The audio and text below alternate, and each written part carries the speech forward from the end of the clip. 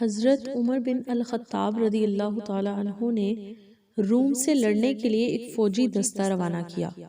اس دستے میں ایک نوجوان صحابی عبداللہ بن حذیفہ بن قیس السہمی رضی اللہ تعالی عنہ بھی تھے۔ مسلمانوں اور قیصر کی فوج کے درمیان لڑائی نے طول پکڑ لیا۔ قیصر مسلمانوں کی بہادر اور ثابت قدمی پر حیران ہوا اور حکم دیا کہ مسلمانوں کا کوئی جنگی قیدی ہو تو حاضر کیا جائے۔ عبداللہ بن حذیفہ کو لا کر حاضر کیا گیا، جن کے ہاتھوں اور پاؤں میں ہتھکڑیاں تھیں۔ قیصر نے ان سے بات چیت شروع کی تو ان کی ذہانت سے حیران رہ گیا۔ دونوں کے درمیان مکالمہ ہوا۔ قیصر کہتا ہے، نصرانیت قبول کر لے، میں تجھے رہا کر دوں گا۔ عبداللہ فرماتے ہیں کہ نہیں، قبول کروں گا۔ قیصر نے پھر کہا کہ نصرانیت قبول کر لو، آدھی سلطنت تمہیں دے دوں گا۔ عبداللہ نے فرمایا کہ نہیں۔ قیصر نے پھر کہا، نصرانیت قبول کر لے، آدھی سلطنت دوں گا اور تجھے حکمرانی میں شریک کر لوں گا۔ عبداللہ نے کہا کہ نہیں، اللہ کی قسم، اگر تم مجھے اپنی پوری مملکت، اپنے آباء و اجداد کی مملکت، عرب و عجم کی حکومتیں بھی دے دو تو میں پلک جھپکنے کے برابر بھی اپنے دین سے منہ نہیں موڑوں گا۔ قیصر غضبناک ہوا اور کہا، تجھے قتل کر دوں گا۔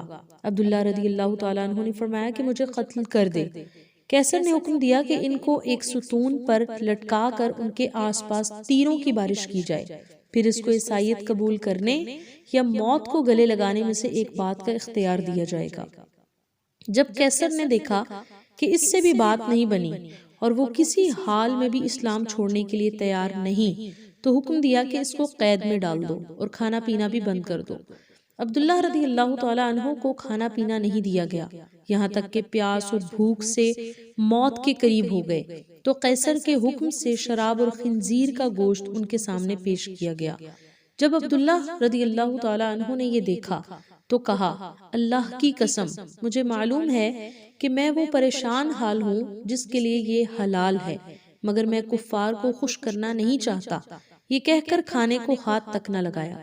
یہ بات قیصر کو بتائی گئی تو اس نے عبداللہ رضی اللہ تعالیٰ عنہ کے لیے بہترین کھانا لانے کا حکم دیا، اور اس کے بعد ایک حسین و جمیل لڑکی کو ان کے پاس بھیجا گیا کہ ان کو چھیڑے اور فحاشی کا مظاہرہ کرے۔ اس لڑکی نے بہت کوشش کی، مگر عبداللہ رضی اللہ تعالیٰ عنہ نے اس کی طرف کوئی توجہ نہیں کی اور اللہ کے ذکر میں مشغول رہے۔ جب لڑکی نے یہ دیکھا تو غصے سے باہر چلی آئی اور کہا، تم نے مجھے کیسے آدمی کے پاس بھیجا؟ میں سمجھ نہ سکی کہ وہ انسان ہے یا پتھر۔ اللہ کی قسم، اس کو یہ بھی معلوم نہیں ہوا کہ میں مذکر ہوں یا مؤنث۔ جب قیصر کا ہر حربہ ناکام ہوا اور وہ عبداللہ رضی اللہ تعالیٰ عنہ کے بارے میں مایوس ہوا تو ایک پیتل کی دیگ منگوائی اور اس میں تیل ڈال کر خوب گرم کیا اور عبداللہ رضی اللہ تعالیٰ عنہ کو اس دیگ کے سامنے لایا، اور ایک دوسرے مسلمان قیدی کو زنجیروں سے باندھ کر لایا گیا اور ان کو اٹھا کر اس ابلتے تیل میں ڈالا گیا، جن کی ایک چیخ نکلی اور دیکھتے ہی دیکھتے ان کی ہڈیاں الگ ہو گئیں اور تیل کے اوپر تیرنے لگیں۔ عبداللہ رضی اللہ تعالیٰ عنہ یہ سارا منظر دیکھ رہے تھے۔ اب ایک بار پھر قیصر عبداللہ کی طرف متوجہ ہوا اور نصرانیت قبول کرنے اور اسلام چھوڑنے کی پیشکش کر دی، مگر عبداللہ رضی اللہ تعالیٰ عنہ نے انکار کر دیا۔ قیصر غصے سے پاگل ہونے لگا اور حکم دیا کہ اس دیگ میں موجود تیل اٹھا کر عبداللہ کے سر پر ڈال دیا جائے۔ جب قیصر کے کارندوں نے دیگ کھینچ کر عبداللہ رضی اللہ تعالیٰ عنہ کے قریب کی اور اس کی تپش کو عبداللہ رضی اللہ تعالیٰ عنہ نے محسوس کیا تو وہ رونے لگے۔ آپ کی ان خوش نصیب آنکھوں سے آنسو ٹپکنے لگے جن آنکھوں نے رسول اللہ صلی اللہ علیہ وآلہ وسلم کا چہرہ انور دیکھا تھا۔ یہ دیکھ کر قیصر خوشی سے جھومنے لگا اور کہا، عیسائی بن جاؤ، معاف کر دوں گا۔ عبداللہ رضی اللہ تعالیٰ عنہ نے کہا کہ نہیں۔ قیصر نے پھر کہا، تو پھر تم روئے کیوں ہو؟ عبداللہ رضی اللہ تعالیٰ عنہ نے فرمایا کہ اللہ کی قسم، میں اس لیے رو رہا ہوں کہ میری ایک ہی جان ہے جو اس دیگ میں ڈالی جائے گی۔ میری تو یہ تمنا ہے کہ میرے سر کے بالوں کے برابر جانیں ہوں اور وہ ایک ایک کر کے اللہ کی راہ میں نکلتی رہیں۔ یہ سن کر قیصر نے مایوسی کے عالم میں عبداللہ رضی اللہ تعالیٰ عنہ سے کہا، کیا یہ ممکن ہے کہ تم میرے سر کو بوسہ دو اور میں تمہیں رہا کر دوں؟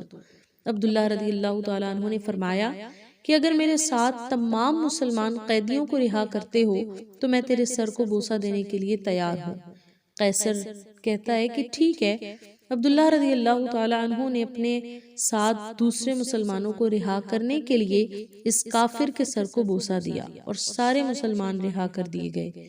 جب واپس عمر بن الخطاب رضی اللہ تعالیٰ عنہ کے پاس پہنچ گئے اور آپ کو یہ واقعہ بتایا گیا تو عمر رضی اللہ تعالیٰ عنہ نے کہا عبداللہ بن حذیفہ کی سر کو بوسہ دینا ہر مسلمان پر ان کا حق ہے، اور خود بھی اٹھے اور عبداللہ رضی اللہ تعالیٰ عنہ کے سر کو بوسہ دیا۔